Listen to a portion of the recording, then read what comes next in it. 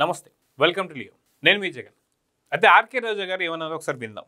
ఎన్నికల ముందు ఏరు దాటకు ముందు ఏటి మల్లన్న, ఏరు దాటిన తర్వాత బోడి మల్లన్న చంద్రంగా ఆయన అధికారంలోకి వచ్చాక ప్రజలు ఎలా మోసం చేస్తాడో మనం ప్రతిసారి ఆయన ముఖ్యమంత్రి అయినప్పుడు చూస్తూనే ఉన్నాం.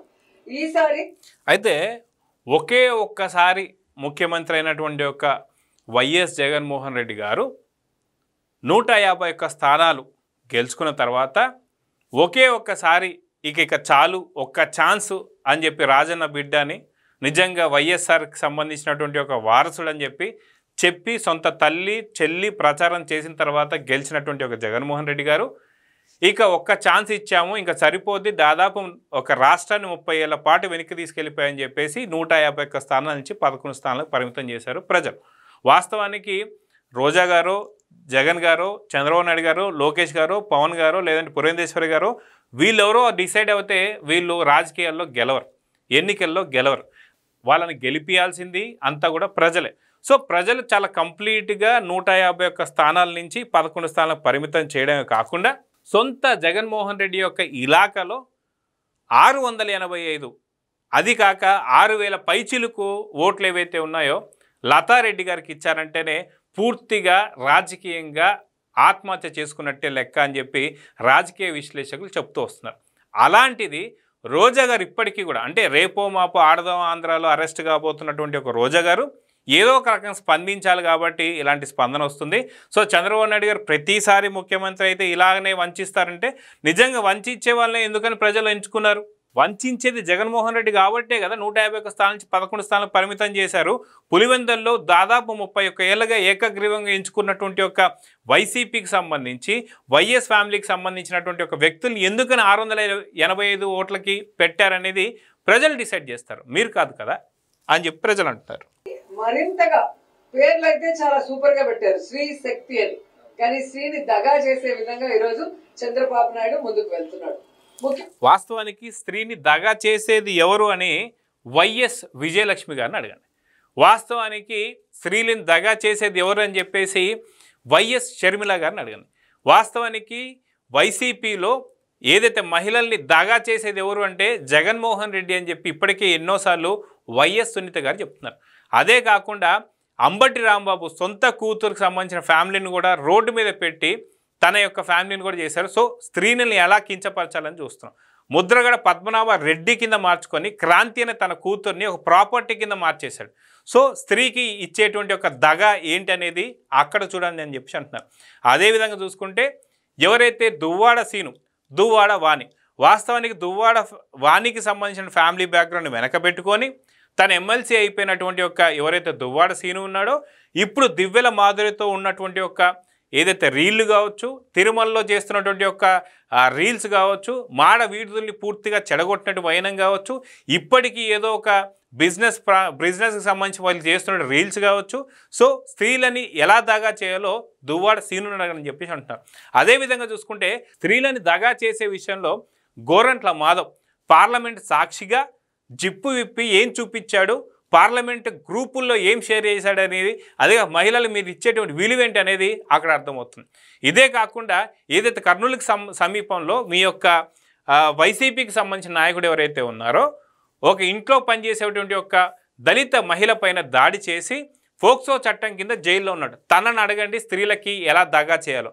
అదేవిధంగా చూసుకుంటే అనంతబాబు ఎమ్మెల్సీ ఎవరైతే ఉన్నారో ఆయన తన సొంత డ్రైవర్ ఎవరైతే ఉన్నారో తన సుబ్రహ్మణ్యాన్ని చంపడమే కాకుండా డోర్ డెలివరీ చేసి సొంత తల్లిని ఎలా దగా చేయాలి, సొంత భార్య ఏదైతే సుబ్రహ్మణ్యం భార్యను ఎలా దగా చేయాలనేది తనను చూసి నేర్చుకోమని చెప్పేసి అంటున్నారు. అదేవిధంగా అవినాష్ రెడ్డి చేసిన హత్యల గురించి మాట్లాడమంటున్నారు. లిక్కర్ స్కామ్లో ఎన్నో వేల మందిని పొట్టను పెట్టుకున్నారు కదా, ఆ మహిళలకు మీరు చేసిన దగా గురించి చెప్పమని చెప్పేసి ఇప్పుడు ఏపీ ప్రజలైతే అడుగుతున్నారు. ఇంకా రోజా గారు ఏం మాట్లాడారో విందాం. బస్సుల విషయం తీసుకోండి. ఈరోజు 16 రకాల బస్సులు మన ఆంధ్రప్రదేశ్లో తిరుగుతున్నాయి. అధికారంలోకి వచ్చే ముందు యాడ్లో ఏం చెప్పారండి, ప్రతి బస్సులో కూడా మహిళ రాష్ట్రం అంతా కూడా తిరిగా దానికి ఫ్రీగా మేము అవకాశం ఇస్తాం, ఎవరైనా టికెట్ అడిగితే నా ఫోటో చూపించండి అన్నాడు. వాస్తవానికి 16 రకాల బస్సులు ఉన్నాయని చెప్పేసి అయితే రోజా గారు ఏదైతే అంటున్నారో నిజంగా చంద్రబాబు నాయుడు గారు కావచ్చు, లేదా కూటమికి సంబంధించిన నేతలు కావచ్చు, చంద్రబాబు నాయుడు గారు ఎక్కడైనా సరే ఈ 16 రకాల బస్సుల్లో అంటే లహరీ బస్సుల్లో కావచ్చు, ఇందిరా బస్సుల్లో కావచ్చు, సూపర్ లగ్జరీల్లో కావచ్చు, లేదంటే ఇంకా మిగతా ఏ రకమైనటువంటి బస్సుల్లో ఉన్నా సరే వీటన్నిటిలో రాష్ట్రం మొత్తం తిరగండి అని చెప్పేసి ఎక్కడైనా సరే మీరు బయట కానీ లేదంటే అక్కడ ఆయన చెప్పిన వీడియో కానీ తీసుకొచ్చి పెడితే ఖచ్చితంగా రోజా గారు ఏది అడిగితే అది చేస్తానికి రెడీగా ఉన్నారు. కూటమికి సంబంధించినటువంటి నేతలు కావచ్చు, అదేవిధంగా టీడీపీ కార్యకర్తలు కావచ్చు, జనసేన కార్యకర్తలు కావచ్చు. వాస్తవానికి వాళ్ళు ముందు నుంచే చెప్తుంది ఏంటంటే 5 రకాల బస్సుల్లో మీరు ఎక్కడికైనా సరే ప్రయాణం చేయొచ్చు అని. కానీ అది చాలా చిన్న స్కీమ్ కదా, మీరెందుకు కనిపెట్టలేదు? అదేవిధంగా మనం చూసుకుంటే పక్క రాష్ట్రంలో తెలంగాణ కూడా పెట్టింది కదా, మీ గతంలో మనం చూసుకుంటే వేరే రాష్ట్రాలు కూడా పెట్టాయి కదా, మరి మీరెందుకు కనిపెట్టలేదు? అంటే మహిళలకు మీరు ఇచ్చేటువంటి గౌరవం అదని చెప్పేసి ఇప్పుడు ఏపీ ప్రజలు అయితే అంటున్నారు. ముఖ్యంగా మహిళలు బాగా తెలుసుకుంటున్నారు. జగనన్న మహిళలకి సొంత తోబుట్టులాగా ఒక అన్నగా అండగా ఉండి ఇంటి పట్టాల నుంచి ఇళ్ల నుంచి వెల్ఫేర్ స్కీమ్స్ మొత్తం ఈ మాట కూడా చూసుకుంటే ఇంటి పట్టాల నుంచి కూడా జగనన్న చాలా అద్భుతమైనటువంటి ఒక ఇల్లు ఇచ్చాడని చెప్పి, ఇల్లు అసలు ఎక్కడ కట్టించాడండి, ఎక్కడిచ్చాడండి పట్టాలు? ఇప్పుడు చూస్తే వర్షాలు పడితే పూర్తిగా చెరువులు తలపిస్తున్నాయి.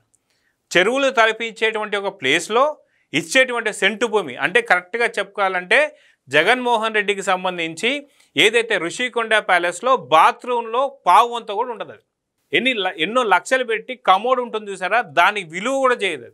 అటువంటిది మీ ఋషికొండ ప్యాలెస్కి సంబంధించిన బాత్రూంలో కనీసం పావు వంతు కూడా లేనటువంటి ఒక సెంటు భూములు ఇచ్చి వాళ్ళను మోసం చేసింది కాక ఈరోజు మహిళలకు చాలా ఆదర్శవంతనీయుడు అని చెప్పేసి అని మాట్లాడుతుంది రోజా. ఎందుకంటే ఆడదాం ఆంధ్రలో దాదాపు 119 కోట్లు నీకు చెల్లాయి కాబట్టి నువ్వు మాట్లాడుతున్నావు. కానీ అదేవిధంగా ఆంధ్రాలో ఏ మహిళ సరే ఈ మాట మాట్లాడుంటే మటుకు ఖచ్చితంగా మీకు 11 స్థానాలు మాత్రం దక్కవు.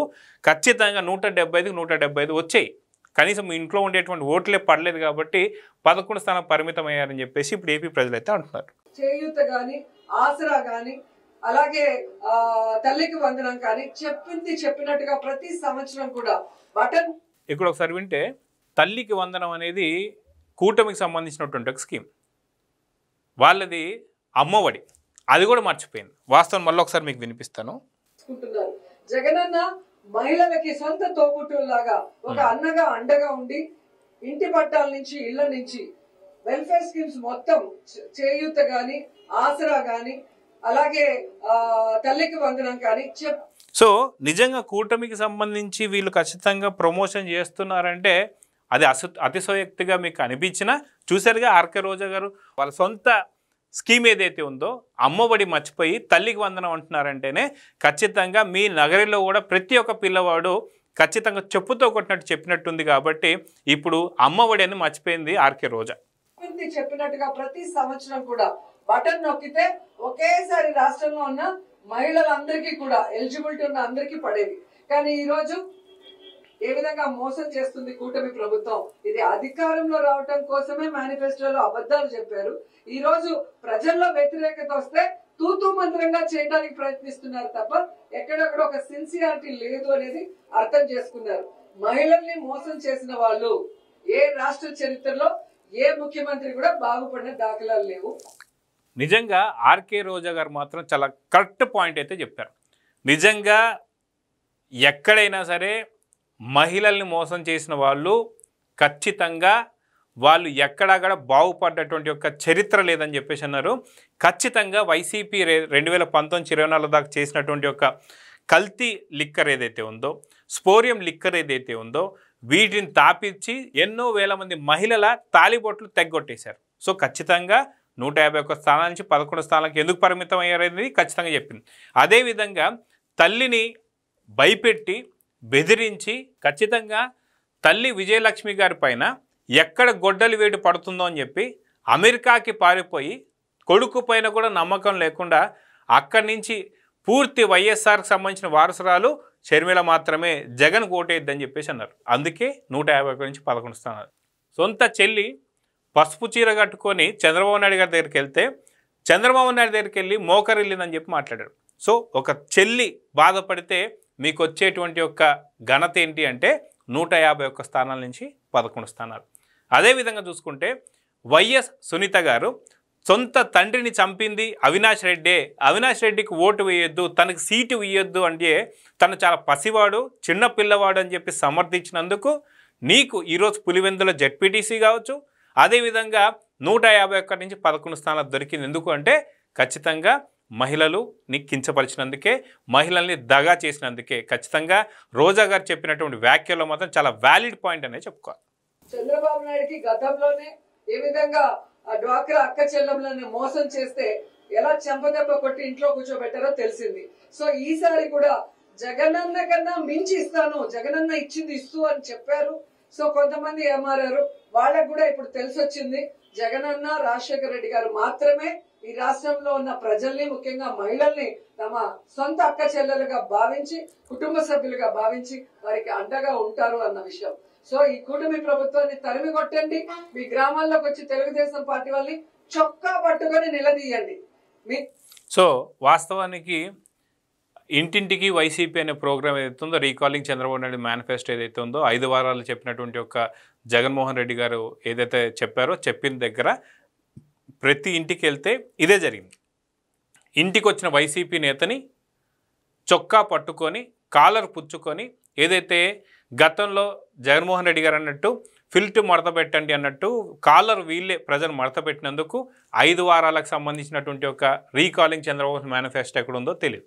సో ఇవన్నీ కూడా వాళ్ళకి జరుగుతున్నాయి కాబట్టి, ప్రజలు నిలదీస్తున్నారు కాబట్టి, ప్రజల్లోకి వెళ్ళలేకపోతున్నారు కాబట్టి ఖచ్చితంగా ఈ రకమైనటువంటి మాటలు, అంటే వాళ్ళకి జరిగింది టీడీపీకి సంబంధించి వాళ్ళకి జరగబోతుంది అన్నట్టు మాట్లాడుతున్నారు.